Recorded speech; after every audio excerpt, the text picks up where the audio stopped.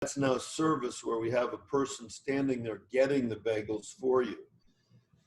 Same with our buffets. We have a person there getting the food for you rather than having it all laid out on the exposed like it was Right.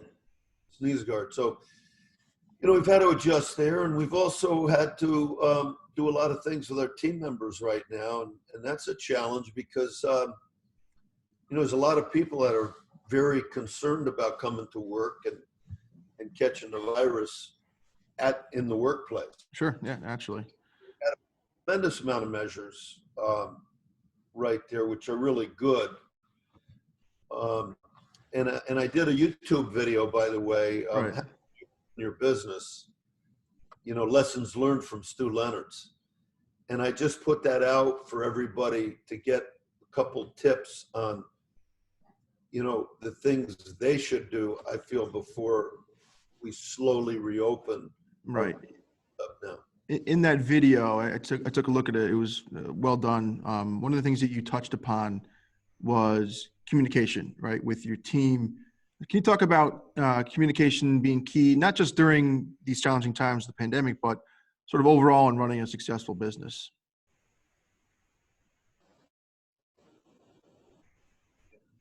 Well, I remember I went down to Bergdorf Goodman one time right after 9/11, and they met with a group of people. And I remember the general manager, I guess, a person running that store down right in the heart of New York there, he said in times of crisis, you have to over communicate. And I've tried to do that at Stu Leonard's during this crisis. I just did another video the other day for all our team members, just updating them on where we are right now. I've written some, I read some really nice notes from customers, that they wrote about our people. So I gave a lot of positive feedback to everybody. I thank them. I told them every single time I speak to them, I start with 3 words and I end with 3 words. And the 3 words I start with is thank you, thank you, thank you. I guess that's 6. Who's counting? Not me. Start with and end with them. Yeah. But I'm really thankful for our people, and that's really what I want to do in the video is just really thank them, Right. read them notes, just tell them that they're doing a great service for the communities. They've all been working hard and risking of being out in a public environment all day. And I also reinforce, what we're doing for them.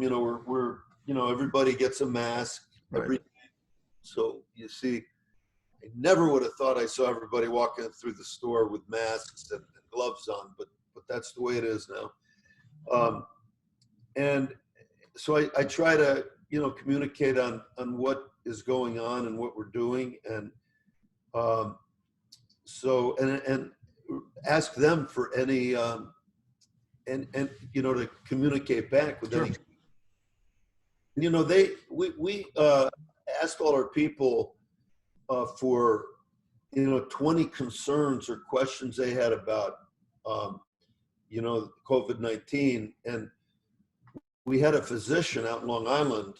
He actually is a physician for the town of Hempstead, which is a huge town out there, 2 million people. Yeah. And not much smaller than Connecticut. And he's a physician for all our people, and he sat at a desk and answered these 20 questions for our team members. So it was, it's things like, it's on my clothes when I get home. Yeah. Should I be wiping my packages? Like if you have a package, should you get home and wipe it off? Can the virus be conveyed through food? Sure. Things like that. So answered all the questions and Right. how do I catch it? How do I know if I have it? Et cetera, et cetera. So speaking of food, let's talk about the supply chain. We've been hearing about the potential of a meat shortage, and a guy who likes to likes his meat, no question. Concerning, is this accurate? One, and two, what have you been seeing with your stores in terms of the supply for meat? Well, I would say it's tough to get.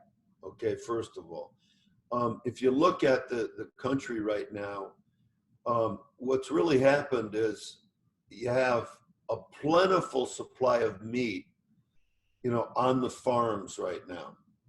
I talked to one of our ranchers, Fred Wacker. He's out in Miles City, Montana. So, and he's a real cowboy with a big hat and a big, buckle on his Right. coat. And he has 35,000 head of cattle on his ranch. And he said, I got plenty. There's plenty of it. He said, but sending it into these packing plants, he said, they're only taking really 70% of what they used to. So the reason for that is the packing plants, have big, long conveyor lines in them. People stand, shoulder to shoulder in there, like Dodge City out in Kansas and Liberal, Kansas, another big one. 3,000 to 5,000 people are in each one of these plants, Right. and they got hit with the virus. And so they've had to, take many precautions right now. They've taken now and put every other spot in the packing plant. And they've also had to, take some of their later shifts and do extra cleaning during those shifts right there. And so you only have 70% of the capacity. So there is a shortage for the big chains. You see Kroger said they're limiting beef. Costco said they're limiting beef. I talked Right. to my brother-in-law who lives in California. Ralph's out there is also limiting. Fortunately, we buy from smaller, more family-owned farms, and we've been buying from them for 20, 30 years. So basically, they've all said, look, you've been great customers of ours. We're going to take care of you through this. So we have no limit on any beef at Stu Leonard's right now. I encourage people not to hoard or panic. Right. Plenty of meat. I'll give you Fred Wacker's phone call out in Montana. Speaking of meat, you a little month of temporary. They're going to get back up to 80% in another week and a half, 90%, and they say they should be back to normal in 4 weeks. That's a relief. And on the meat subject, talking about all your interviews, I saw you on Good Morning America with Michael Strahan. Yeah. And you had I don't know, it was like a tomahawk ribeye, or it looked like you took it right off the set of Flintstones or something. Yeah. That was that was great. That is the steak. If you're going to buy a steak, I get a lot of our Italian wine, growers, even from Argentina, they come up. They're always coming up to visit, obviously, the New York area, and I invite them, for dinner at the house a lot of times. And if I want to knock their socks off and really give them a taste of New England in America, I always take one of those big tomahawks. Right there. And I get a jumbo lobster. There you go. They love that, and then I'll pick around and get some local seafood here. We got some of the like we're just about near the oyster capital of the world here, Sure. which is down in Norwalk and along the Long Island Sound. So we have some fun when they come back to eat, but they love that ribeye. That's great. So let's talk about milk now. The other day I saw you had a great quote. I think you were in front of the Newington store over there in Connecticut. You talked about the cows missing the memo or something to the extent they're not knowing that the schools were closed. Yeah. So obviously there's been a surplus in supply and milk with the loss of commercial and school sales. What type of impact does that have back on the dairy farmers? Well, it's very sad. It's a very sad thing. And I because milk is so perishable, and the cows are still producing the same amount of milk. You can't really adjust that quickly. So the farmers end up with excess milk. Now, I've even talked to them. I said, gee, could you just put it in some containers send it down here. I'll give it to the food banks. I've talked to the food banks. They say, I don't have that much refrigeration, to handle all this product. So it's really a whole supply chain problem. And unfortunately, they've had to actually just pour some milk down the drain. Now, they have been able to make cheese out of it. They've been able to make butter out of it. Thanks to things like the keto diet and everything, people are buying more cream than they used to. Right. So that all helps a little bit, but it doesn't help. It doesn't offset schools closing because schools consumed a huge amount of milk, for the kids at school. So let's talk about some of your employment needs. Doug Hempstead from your team, he reached out to us a couple of weeks ago, getting some flyers out there, saying that you guys are hiring. Have you seen candidates interested in filling those certain positions? And have you encountered any kind of roadblocks with that as well? PJ, that's the biggest, question mark I have right now is you look at what's the unemployment in America. 33 million people filed for unemployment now. Yeah, it's almost 15%. Yeah. So huge amount of unemployment. On the other hand here, obviously with the restaurants closing, it's put more pressure on the supermarket, so you need to hire more. The restaurants closed. You have unemployment out there. Wouldn't you assume it's easy to hire people right now? But it's not. I think almost the unemployment benefits are so good that people are saying, I'd rather just collect unemployment than go to work. I figured I'd have a surplus of a lot of people working in the restaurant that could come in and Sure. help at Stu's, even butchers and more skilled levels there. But it has been a challenge hiring right now. We're in good shape. One of the other things that I just wanted to surprise me about the whole pandemic that we're in is that the amount of people that would rather stay home than come into work. And I think that's one thing we may find for all of everybody listening who has a business that they're getting ready to open. Check with your people and make sure they want to come to work. We offer our people a 30-day sabbatical. It's not paid, but a lot of them want to go to Argentina maybe, or Brazil, or wherever. And we've had over 100 people take advantage of that now. Really? They just don't want to come to work right now because they might have diabetes, or they're elderly, or they have some medical issue and they don't want to risk at all being in the public and getting the virus. Sure. So you've had a tremendous career and likely worked with incredible mentors and individuals who you've learned valuable lessons from.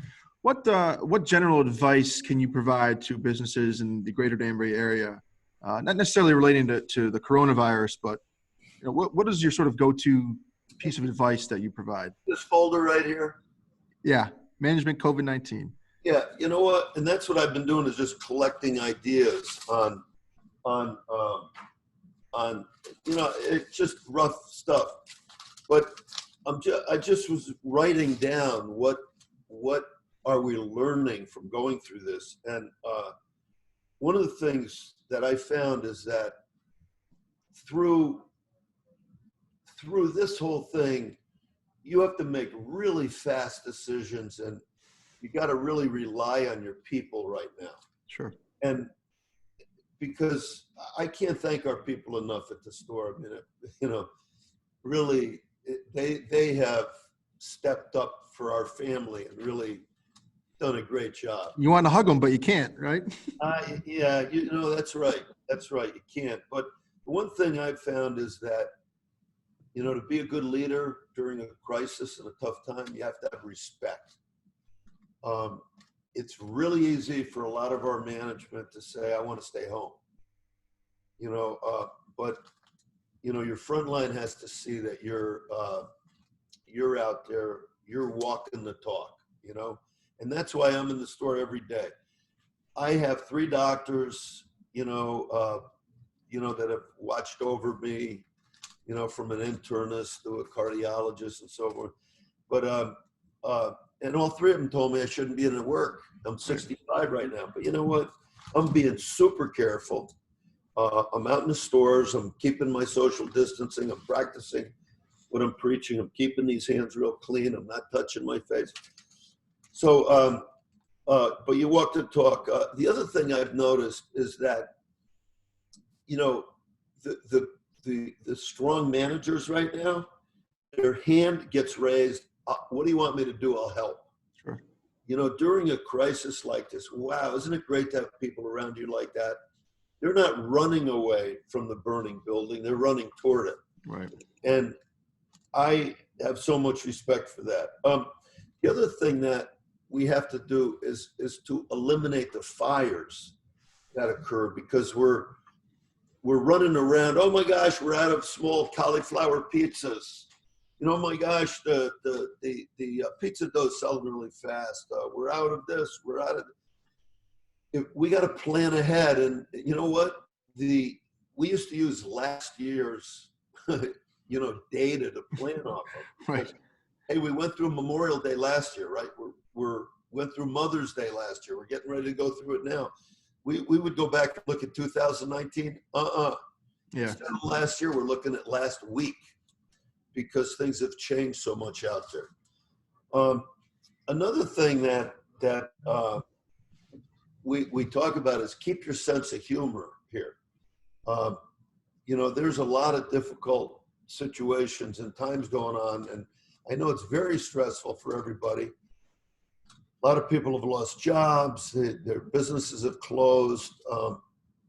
I see people in the store that from one extreme to the other. Some people are like, they're almost in a coma. Just about. They're so stressed out, paranoid almost. And there's other people, they're still taking all the precautions, but they have perspective on life, which is things are going to get better. I mean, we all remember 9/11, right? We thought it was doom and gloom around here. We saw the same thing in our stores at that time. And, right. Today, some of the most expensive real estate in Manhattan is around the Freedom Towers. Right. There you go. The other thing we got to try to do, we can't boil the ocean, okay? There's so many to do right. You have to prioritize. And when you prioritize, don't be afraid to pull the trigger. Make a decision. It's almost like fire ready aim right now. Right. Quick decisions. And the last one is be very open to change, because this is our stores are going to be different after this COVID-19. Shopping patterns are different. People are used to our curbside, as we call it, cow side, because we got a cow out on the curb. We call it cow side pickup. And also home delivery has gotten, more people have tried that. It's going to be interesting. How quickly will they want to come back to our buffets at the store? When can we open the bagels back up? We're all going to just be monitoring the customer's temperament for it, and then make changes accordingly. Yeah, absolutely. And going back to some of the measures you have implemented in the stores, I just got an email from one of our members. He just wanted me to pass along to you that himself and his wife were at Stu's in Danbury on Tuesday, and we're very impressed with the store and the staff and the measures that you guys have put in place. So it's resonating with the customers here in Danbury. So we appreciate keeping up that work. Yeah, absolutely. So go ahead, sir. No, it's just, the Danbury store, they've been doing a terrific job up there. I'm really proud of everybody. And, we also, we're getting so many tractor trailers loads of product up at the Danbury store now. And, I got to take my hat off to our receiving team up there too, because they have been working like nonstop. Excellent. All right, just a couple more questions I have here, and one of the last ones, I can't let you go without having you talk about the famous policy at Stu's. Yeah, customer's always right. Yep. Yeah, well, of course, we have the big rock out there. Rule one: the customer's always right. Rule two: if the customer's wrong, reread rule number one. And it's you even see the car ads now. You can take a car for 24 hours. I mean, they're giving all these benefits. Can you return a car? Okay, fine. But what that really just tries to, we want to permeate the business with this attitude that you want to really try to help that customer and get them walking out of the store happy. I think for every business out there now, that's really important. And we're looking at it now that going through this, we're hoping we want a lot of new customers. Our customer count hasn't increased at all since this has started, but there's a lot of new people in the store right now that we've never met before.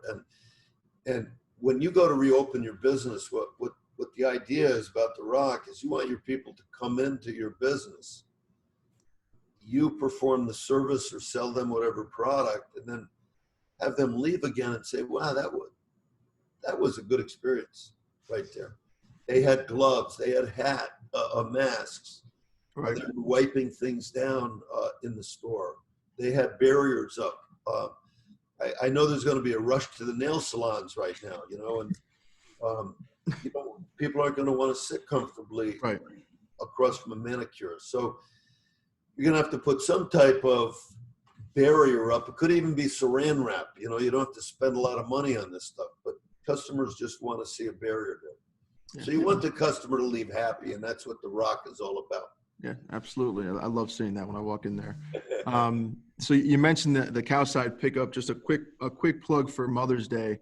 I encourage everyone to treat their mothers or wives or mother-in-laws to a delicious catered meal from you guys. We've put our order in, I think it was yesterday or the day before. So we've got parm-crusted chicken, filet mignon, and a bunch of smattering of great sides. So we're looking forward to that. No question. And you want to know something amazing, though? I'm not using our Cowside pickup. Don't tell anybody that.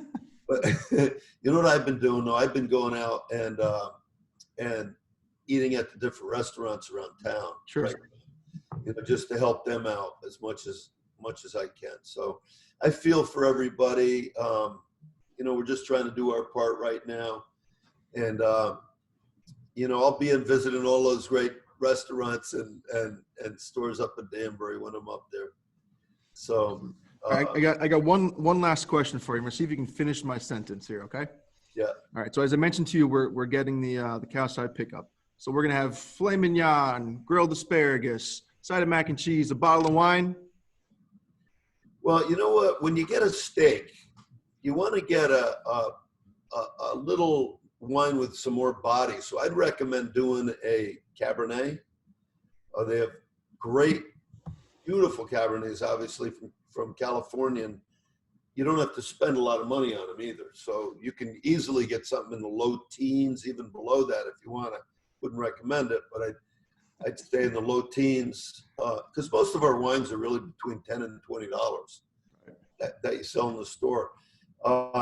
Or if you want to get a Malbec from down in Argentina, down south, Argentina is a cattle country. So they have delicious wines. Those might even be a little less expensive, but I would either go with a Cabernet or go with a Malbec. Now, if you really want to impress mom, okay, the 2015 Brunellos, which is called a rich man's Cabernet. Rich man's Cabernet. That's what they call it, a rich man's Cabernet. They come out of Italy. 2015 is supposed to be the fairy tale vintage. Okay, they're probably going to be around $50. Okay. But your eyeballs will roll around with that one. Excellent. Hey, Stu, look, I really appreciate taking time out of your day. I applaud you and the entire team that you have there of 3,000 plus employees who are really in the front lines every day. So thank you so much for all that you do. Happy Mother's Day to your wife, and I hope all is well and continue to stay well with you and your family. And you know what? I just want to thank everybody for shopping at Stu's. We appreciate it. And I hope we're doing a good enough job for everybody. Absolutely. All right, Stu, take care. Thank you very much, and stay healthy and stay well. Okay. So long, everybody. Take care. Bye.